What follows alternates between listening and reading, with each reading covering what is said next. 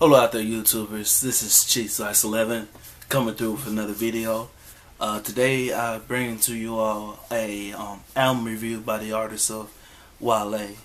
Wale is an artist that's very creative, and he makes some very beautiful and inspirational music in my opinion. This is called An Album About Nothing. And it's a follow up to the two mixtapes, Mixtape About Nothing and More About Nothing, which are very good in my opinion. And so I knew when he gave us the title of the album, it was gonna be a body of work that was excellent. The very first track is called Intro About Nothing. Is talking to Jerry Seinfeld, just saying, Jerry says, man, I've been ready to do this, and Wale says it's time to get to work, and this got this batter, and intro is so tight how it comes in. It's got very good instrumentation, quality content. Wale's just talking about how he's came up and stopped looking at the downfalls of himself, and looking past the minuscule things, the things that don't really matter, and looking towards something that's more important. I got some notes as I've been listening to the album. Got some notes, so I'm kind of referring to them, so you maybe see me looking down here ever so often. The next song is called Helium Balloon, and in this track, let me turn to it. In this track, Wale is just basically talking about how the content of his music, he wants to stay true to himself, and he talks about in one verse how he's been putting out bangers for through Ross, but he actually wants to make quality music that he loves. And then look at the first verse. It said, "We've grown distant. My new location is in the charts," because he feels as though he's made music that he likes, but he does not love. It's not truly him, and he has made it up to the charts because he's become very successful since he's been part of MMG. And he says, "This is a horror story for me. My eyes 2020." He says, I envy your normalcy," and that was so cool, because how he actually structured that was just beautiful. Like, I envy you peoples, everyday people, because you have normalcy, and I don't have that. I have to always make content, and always be stressed all the time. He said about his music, some stuff good, some stuff is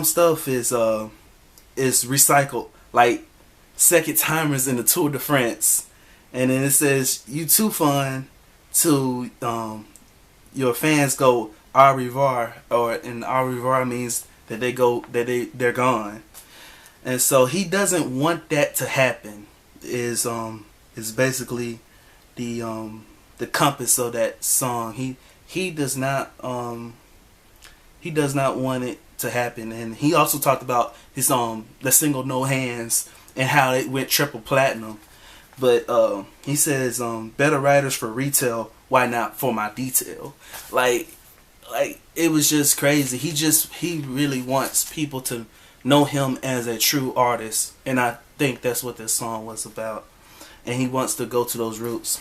Next track is White Shoes.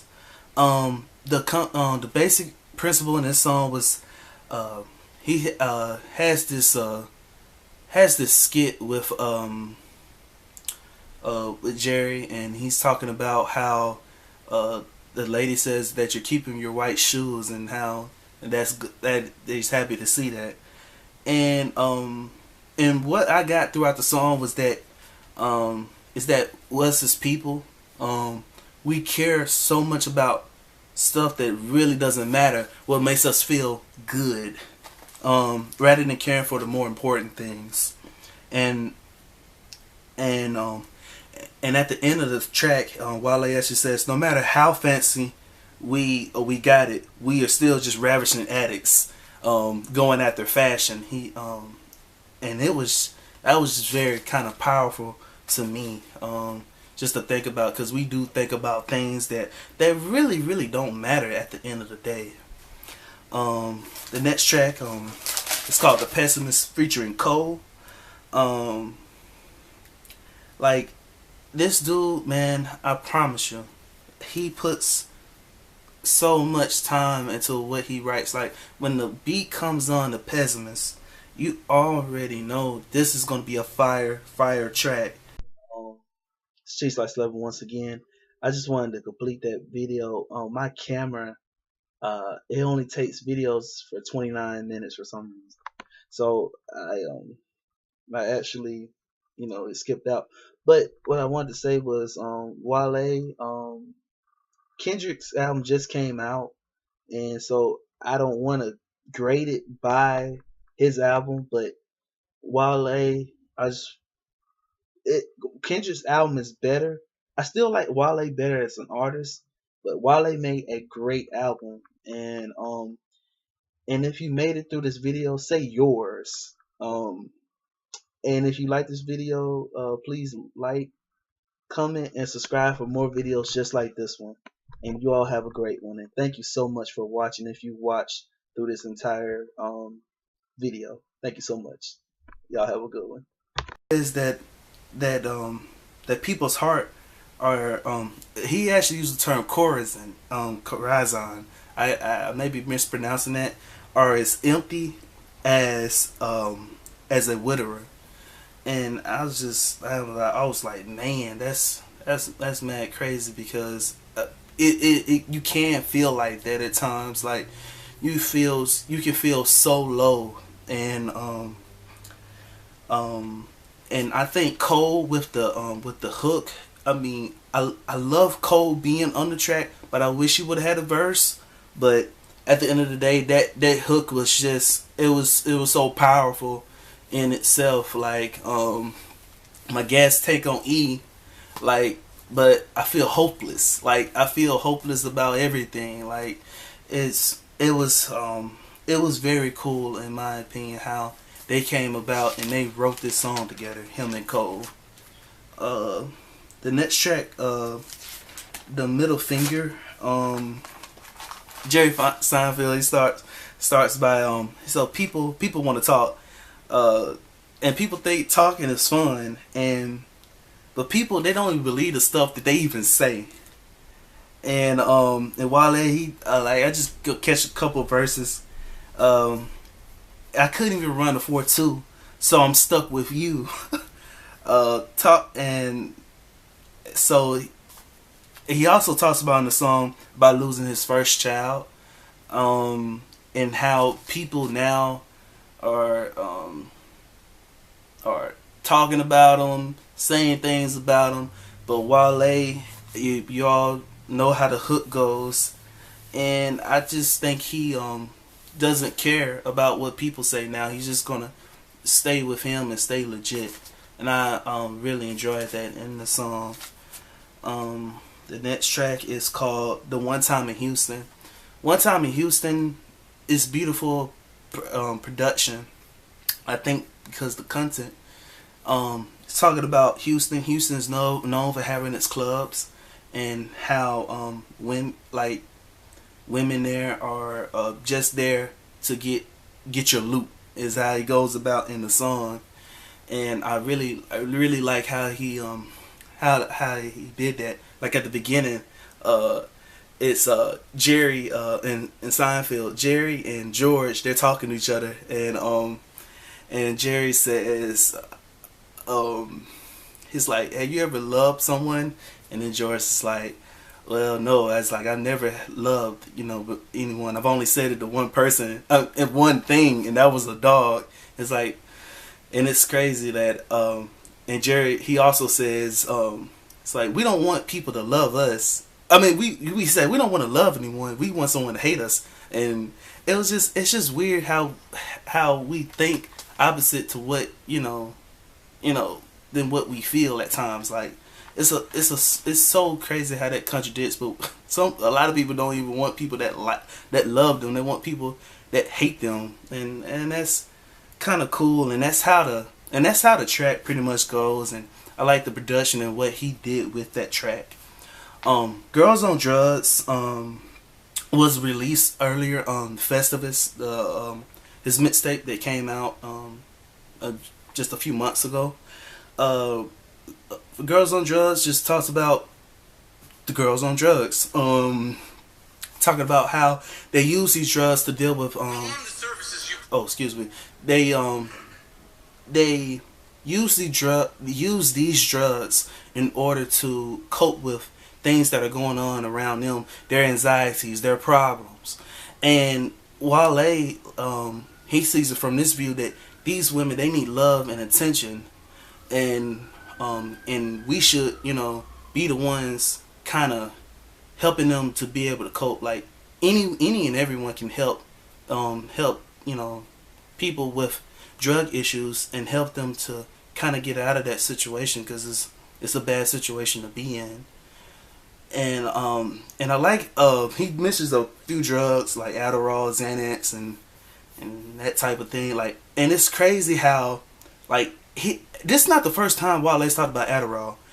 And if you look at the drug Adderall is like used to for like ADHD and attention deficit disorder.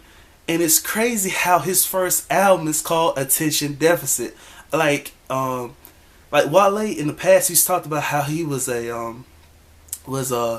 was like in 6th grade. Like I remember on Ambition, he talked about in 6th grade he was special ed, and I'm wondering if he was ever on the drug Adderall, because he's referred to it a few times, and it's interesting how he forms a concept of a song around drugs. Specifically, that drug stuck out to me because he said it a few times, and I just enjoyed how he approached it. I really did. How he approached that song. The next song is called "The God Smile." The God Smile it's pretty unique. Like it's just Wale talking about how we got these pressures, we got these problems. We don't know who cares for us. It's a thin line, but at the end of the day, God got you. Like, and it's crazy, because God got you, and it's in your heart. Like I can't remember the line exactly. I should have wrote it down. But how he goes and says that the God is living within you, or something to that degree. And I really appreciated the beat was so tight. It was how it was layered was so kind of sketchy at the beginning, and then you got you to it, and it was very dope. I really enjoyed how he did that track. The next track on here is called "The Need to Know." The Need to Know.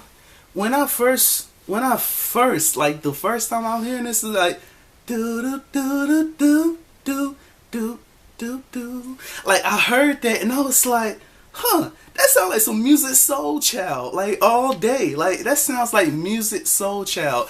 And yes, I had to look back, and yes, it's called "We Could Be Friends." Like that's the track by Music Soul Child. Like my brother used to, like I'm born in '93, and like so like that's way before my time. Like I was probably like a little kid when those albums were coming out, when his album came out. But that stuck out to me because I was listening to it, I was like, and it was cool how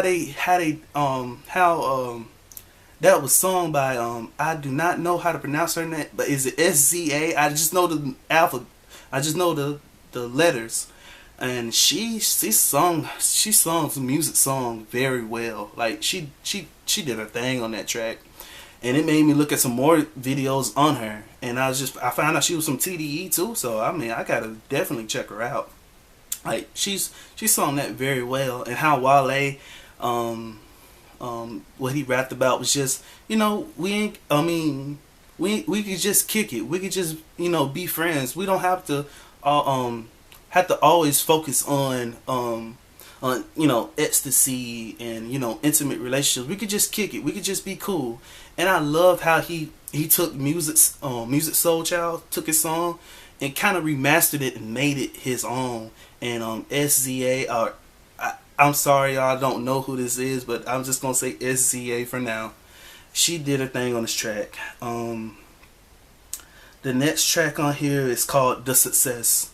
The Success, man, it came in banging. That song came in banging. Like, it's Wale just talks about how the success of others is, and it kind of reminded me of '03 Adolescence from J. Cole on that 2014 Forest Hills Drive, because it kind of said dealing with how drug dealers, how they haven't reached the key, and how people that are graduates of high school, how they think they haven't made it, but just keep striving for what you're trying to attain. And Wale also talked about how he's been killing the game, and I think he said he got 5 guillotines. He cut like 5 guillotines. It was crazy. The whole track was really, really, really cool. Like, I love how he took it. The next track on here, oh my goodness, is the Glass Egg. The Glass Egg was a unique concept to me. Like, you already think of an egg. An egg is fragile, and then you add glass with it, and glass is like fragile as well. So I take it like this. And how Wale raps on the song, glass is represented by maybe himself, because I think glass, you can see yourself through glass, and then the egg is kind of like his audience, his family, his friends, and all of that, and he's trying to balance both of them and remain the same and remain unique and remain like just loving, just had that perfect balance between his family and all. Is showing them that I can love you, yes, I can be famous, yes, I can still make dope content, yes, I can do all of that. And the skit with Jerry, how he came in, he was like, I got this eggshell on the peak of the mountain, but I don't know how I got it there, but I'm just trying to find a good result or something like that. And this track was going in. The production was pretty cool, and I just really enjoyed the concept of this track, because he's trying to treat both family and himself in a delicate manner, but they're both fragile objects, and I just really enjoyed how he did that. The next track on here is called The Bloom. The Bloom was like so beautifully written, just saying that women, you can be more than what people perceive you to be. Like the women are in this rap game that we got. Women are perceived so badly at times. Not all the time, but at times they're perceived badly. And Wale just wants women to feel beautiful, wants them to feel good about themselves. And it's crazy how he's like, we could be intellectual, we can pollinate, and we don't want this photosynthesis to go slow. It was just crazy how he matched all of this up to like an actual flower, and how the whole process of like germination goes. And it was a beautiful track from Mr. Wale. He did his thing on that one. The next track, The Matrimony with Usher. This was pre-released, I believe. I didn't listen to it until the album, like, but what it does on here, the matrimony, it starts off with Wale.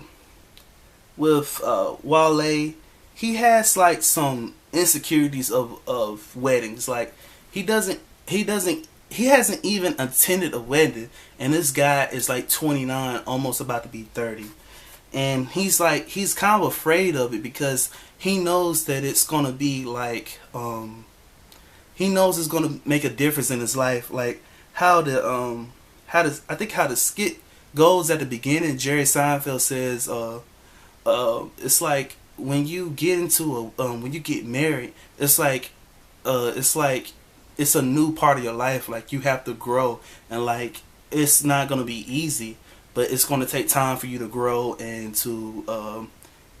become this new person that you're gonna become. And Wale, he just is afraid to take that yet. And he says in the track, I wrote this down: the day I find a woman, I'll probably be scared to share it. To the idea of me finding love would run somebody off. Like that's really really dope. I mean, how we can, Wale expressed how he really felt towards towards this subject, and I feel like it's in the hearts of a lot of guys out here that we're afraid of being in that committed relationship with a lady, and that and Wale just saying it's okay, just kind of buckle down and just accept, if you love that woman, love her, because you never know if you're gonna find another just like her. It's what I think he wanted to get out in that song. And then the skit at the end with Jerry, man, I think I think Jerry just killed this man. It's like Jerry, he says, I feel as though I'm a planet, and women are planets that are going around my solar system. When in a marriage, a certain female planet gravitates towards me, and you decide, yeah, I think I like this planet that's gravitating towards me. Let me jump off, and I think I could bond with her, and you become, I guess, a bigger planet. And so I just enjoyed that concept of about it. It was like the coolest thing in the song. Usher killed the track with the hook, and he was in there, and Wale, his verses was on point. I truly enjoyed that song. The next two songs, The Body with Jeremiah. I believe that song's on the radio right now. That song is okay. It's just talking about how he wants the female that's got the body, and just someone that's attractive to him, and it is what it is. It's a radio song. It's got Jeremiah in there, and he sounds good. I mean, it's not a bad track, but it's solely intended for the radio. Like, I wish the song would have came off a bit more different, like when Wale on Ambition, when he did that song with Pharrell. I mean, no, not Pharrell. Ooh. When he did that song with Miguel. When he did that song with Miguel, Lotus Flower Bomb, like that song was like awesome, and it was on the radio. Like, they had that content with it, and I loved how they did that that song. But this song was okay. It's not a bad song, don't get me wrong, but it's not my cup of tea towards like the content of what we're hearing so far. Then we got the last song, Summer League. Summer League is like what I've been listening to this album. I've been listening to all this tight content, and I listened to the Summer League, and I'm like, what? On the last song, you gonna throw Kanye West, T.Y. Dollar Sign, and this is what we get. Like, we get a heavily, I don't know, I'm pretty sure Ty Dolla $ign did the beat, because this sounds something that he would write. I mean, it sounds like something he would produce. And I mean, they did their thing. Ty Dolla $ign, he was cool, just doing his singing rap thing, and Kanye, he's trying to go back to his 808 days, trying to sing a little bit and talk about money, talk about women, and Wale coming through just on this heavily induced boom bap beat, and I think the subject and the content was very simplistic. Like, I hear this on the radio. I mean, like, I haven't heard this on the radio, but this could be a radio song. Like, but it's kind of short, in my opinion. It's like 2 minutes, 30 seconds. I mean, it's a perfect song for the radio, I'll say that much. I think it's a perfect song for the radio. But it's not there either. So, but I felt like if the body would have been like before One Time in Houston, I mean, yeah, One Time in Houston, I felt like it would have been a better fit until, like, and put this at the end of the album. Like, you got Matrimony and then it hits off with the body. Like, that's kind of weird how you, like, go from being married to talking about, you know, the body. Like, I don't know. That's just me though. Overall, this album is so great. Like, I can look past the Summer League song just for the radio play. I can look over that. But overall, I would definitely give this like an 8 out of 10, possibly even a 9. I'd give it a clear like 8.85, like somewhere in between 8 and a 9, because it's really good. Like, the production on here is great. Wale's content is great. And the last thing, the album About Nothing. Like, I was looking at why he did. I know this is getting long, guys. And if you watch this, I thank y'all. Like, how he did this and why every song is called D. And that's like, I wonder why. Like, because but then in a couple, I think in 1 or 2 songs he says D, like old English term D, like THEE in a song. I'm like, okay, D means your, usually, you know, that means your. So as I was going through, I was like, as I was going through it, I was thinking like, yo, the intro makes sense now. It's like, yo, I'm about to give you an album about nothing. Like, it made sense to me, because if you replace every single song with you got your intro about nothing, your helium balloon, your white shoes, your pessimist, your middle finger, your One Time in Houston, and he uses the word you a whole lot in the album. If you look at it, like, I mean, if you look at the lyrics, like, I had to just take time, and I just think he just made this album really personable and said, this is your success, this is your glass egg, this is your bloom, like, your matrimony. Like, it's when I thought about it, it dawned on me, like, yo, that is pretty tight. And I really felt where he was going with that, and that's why I'm moving my grade up to a 9. Like, it's a 9 just off that concept. And I just really felt that, man, this album moved me in a lot of ways when I was hearing it. And it's not too long, it's not too short. It's just there. I really feel Wale did a great job, and I love this album a whole lot more than The Gifted. Like, this album's got way more tighter production, way more lyrics and content. I love this album, man. It's great. It's the reason why I think I'm looking at this album like this is because of Kendrick. Like, we just got Kendrick's album, and I'm not hating on Wale.